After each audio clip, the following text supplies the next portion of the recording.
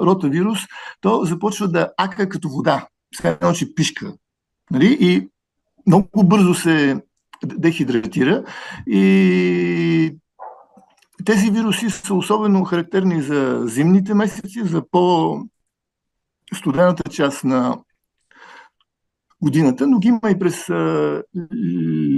лятото. За тези вируси има ваксини, всъщност те са 2 ваксини, и е хубаво хората да си вакцинират децата, защото тия, които не са вакцинирани, много често идват при нас в болницата, защото се дехидратират, обезводняват се, налагат се венозни вливания и една такава ротавирусна инфекция е около 10 дни и повече, нали, през които време детето стои в болница, боде се или...